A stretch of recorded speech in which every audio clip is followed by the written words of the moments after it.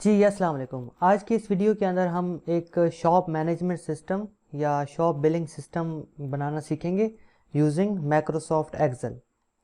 ठीक है, तो मैंने माइक्रोसॉफ्ट एक्सेल के अंदर कुछ जो है वो ऑलरेडी डाटा एंटर किया हुआ है ताकि हमारा थोड़ा टाइम बच जाए, वीडियो ज़्यादा लंबी हो जाती है। तो यहाँ पे देखिए हमारे पास हमने सबसे पहले स्टोर इन्वेंटरी के नाम से मैंने यहाँ पे एक सिंपल ये मैंने बॉक्स ऐड किया, उसको मर्ज किया और ऐड कर दिया।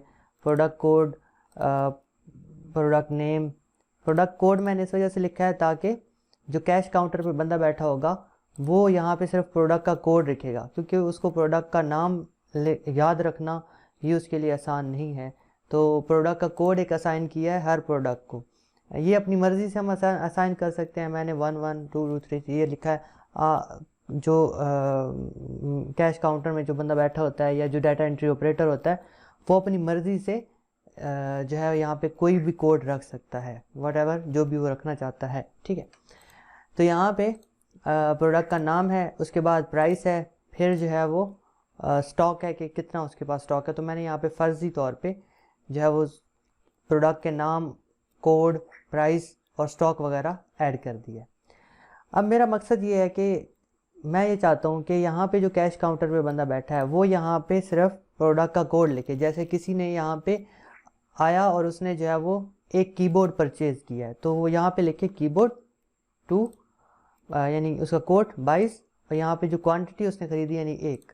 तो उसने एंटर किया। जब वो एंटर करे तो यहाँ पे प्रोडक्ट का नाम, उसकी प्राइस, क्वांटिटी, टोटल, फिर उसके बाद टोटल, सब टोटल यहाँ पे प्रिंट होके आ जाए। ठीक है, तो उसके लिए यहाँ पे डाटा तो सिंपल मैंने ऐड किया, इसके ऊपर कोई फार्मूला वगैरह नहीं लगाया हुआ। यहाँ पे हम लगाएंगे फार्मूला जहाँ पे हमने शो करना है। तो यहाँ पे हमारे पास वी लुकअप का फार्मूला लगेगा। अच्छा जी, हम स्टार्ट करते हैं। फॉर एग्जांपल मैं यहाँ पे अगर प्रोडक्ट का नाम शो करवाना चाहता हूँ तो मैं यहाँ पे फार्मूला लगाऊंगा is equal to V lookup. ठीक है, ब्रैकेट ओपन करेंगे।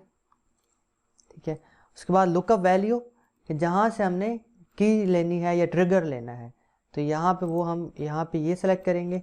उसके बाद कॉमा और टेबल जिसके अंदर सारी ये वैल्यूज़ पड़ी होती हैं, कोड भी पड़ा होता है, वो सारा हम यहाँ पे सेलेक्ट कर लेंगे। ठीक है, तो ये L6 से लेके O14 तक है टेबल, यानी ठीक है। उसके बाद हम यहाँ पे वो कॉलम सेलेक्ट करेंगे जहाँ पे हमारी वैल्यू पड़ी है। प्रोडक्ट का नेम है तो 1 2 3 4 4 इसके कॉलम है, कॉलम इंडेक्स है, तो 2 से दूसरे नंबर पे ये पड़ा है प्रोडक्ट का नाम, तो यहाँ पे हम 2 लिखेंगे। ठीक है, और फिर एंटर करेंगे तो यहाँ पे देखें कीबोर्ड डिस्प्ले होना स्टार्ट हो गया। अब हमने प्राइस डिस्प्ले करनी है तो उसके लिए हम क्या करेंगे, सेम वही फार्मूला लगाएंगे, वी लुकअप,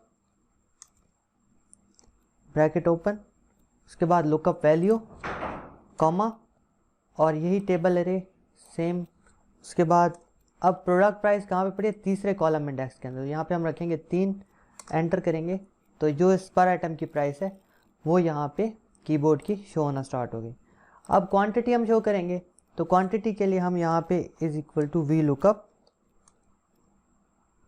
ठीक है, और लुकअप वैल्यू हमारी होगी यही प्रोडक्ट कोड G6, और सेल का नाम यहाँ पे लिखना होता है, वैल्यू नहीं लिखनी यहाँ पे। ठीक है, उसके बाद टेबल जो है वो हमारा, टेबल में याद रखें टेबल हमेशा वो सिलेक्ट करना है जहाँ पे वैल्यू पड़ी हो जो हम यहाँ पे डिस्प्ले करना चाहते हैं। तो यहाँ पे टेबल सेलेक्ट करेंगे, क्योंकि क्वांटिटी इसमें नहीं है तो यही हमारा सिर्फ एक यही टेबल होगा, एक सेल। ठीक है, और फिर इसका कॉलम इंडेक्स सिर्फ एक ही है यानी 1 है, तो यहाँ पे हम इसको एंटर कर देंगे तो क्वांटिटी हमारी यहाँ पे शो होगी। टोटल कैसे निकालते हैं, प्राइस ज़रब क्वांटिटी, यानी 300 ज़रब 1। तो यानी अगर यहाँ पे 2 होता, किसी ने 2 कीबोर्ड खरीदे होते तो इसका मतलब है 2 क्वांटिटी है, तो हमारा टोटल कितना प्राइस बनेगी कीबोर्ड की, 300 ज़रब 2 यानी 600 बननी चाहिए। तो हम यहाँ पे मल्टीप्लाई का फार्मूला लगाएंगे इज इक्वल टू ये वाला सेल, और मल्टीप्लाई का साइन होता है स्टार, ये वाला सेल। ठीक है, तो एंटर करेंगे तो ये इसका टोटल निकल आता है। तो ये सिंपल से हमारा ये काम हो गया। और हम ये चाहते हैं कि अगर किसी ने 2 क्वांटिटी खरीदी है तो यहाँ पे स्टॉक के अंदर से भी हमारा 2 माइनस हो जाए, तो उसके लिए हम जो है वहाँ पे इफ़ स्टेटमेंट लगाएंगे। तो मैं यहाँ पे लगाता हूँ इज इक्वल टू इफ़, अगर ब्रैकेट ओपन करता हूँ, ठीक है, कि अगर क्वांटिटी यहाँ पे कुछ हो, ठीक है, कुछ भी क्वांटिटी यहाँ पे ऐड की जाए, तो क्योंकि टोटल हमारे पास जो स्टॉक है वो है 10, तो अगर क्वांटिटी में कोई भी वैल्यू ऐड की जाएगी तो उसके लिए मैंने D6 लिख दिया, और नेक्स्ट हमारे पास जो है वो टोटल स्टॉक है 10, ठीक है, 10 में से वो वाली वैल्यू माइनस हो जाए, यानी कि D6 जो है वो हमारा इसमें से माइनस हो जाए। अगर D6 की जगह पे यहाँ पे कोई भी वैल्यू नहीं दी जाती तो फिर यहाँ पे क्या शो, वही 10 पुराना, तो हम इसको ब्रैकेट में ब्रैकेट को क्लोज कर देंगे और एंटर कर देंगे। अब जैसे देखें यहाँ पे एक बंदे ने 2 की क्वांटिटी खरीदी तो यहाँ पे माइनस हो गया, यानी 8 रह गया स्टॉक के अंदर, तो यहाँ से हमारे पास पता चल गया।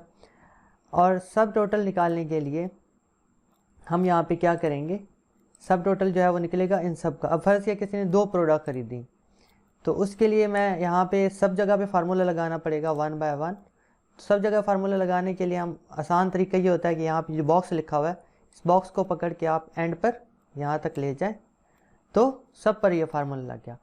अभी ये नॉट अवेलेबल क्यों लिख रहा है, नॉट अवेलेबल क्योंकि यहाँ पे कोई वैल्यू नहीं है। जैसे फ़र्ज़ किया किसी ने मॉनिटर भी आके ख़रीदा, तो हम यहाँ पे लिखते हैं 33, और कितनी क्वांटिटी में ख़रीदा, किसी ने 1 मॉनिटर ख़रीदा है, तो यहाँ पे देखें 1 क्वांटिटी में।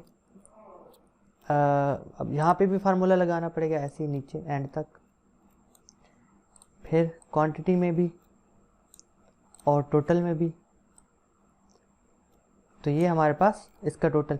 लेकिन यहाँ पे ये नॉट अवेलेबल बता रहा है, तो ये एक एरर है। इस एरर को हमने कैसे फिक्स करना है, यहाँ पे देखें ये इसका फार्मूला है, इस सेल के अंदर जो मैंने फार्मूला लगाया था वो ये है।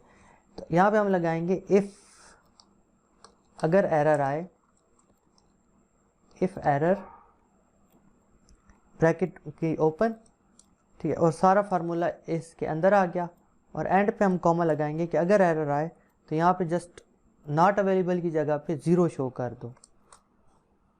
एक मिनट, ब्रैकेट उल्टी रख दी मैंने, तो यहाँ पे,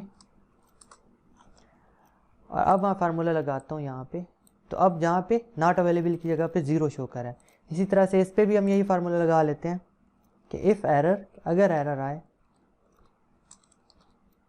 ब्रैकेट ओपन, और यहाँ पे आपने कॉमा और 0 शो कर दे, ठीक है। इस तरह से ये फार्मूला दोबारा से सब पे अप्लाई करना है। इस तरह से इस पे भी कि if error bracket open comma 0, इस तरह से यहाँ पे भी सारा हमारे पास ऐड हो। यहाँ पे फार्मूला लगाने की ज़रूरत नहीं है क्योंकि ये ऑलरेडी इसके साथ दोनों आपस में मल्टीप्लाई होकर 0 हो जाएंगे, तो वो हमारे पास यहाँ पे आ गया। अब यहाँ पे हम कोई भी वैल्यू, सेम ये इस जगह पे भी फार्मूला ये देखें लगा हुआ है, तो इसको भी हम हर जगह पे फार्मूला अप्लाई कर देते हैं, ठीक है। तो ये हमारे पास, अब सब टोटल की जगह पे हम यहाँ फार्मूला लगाएंगे सम का, तो यहाँ पे is equal to sum bracket open, और इस सारे का सम, यानी E6 से लेकर E6 से लेकर E16 तक जो भी वैल्यू है उस सब का सम।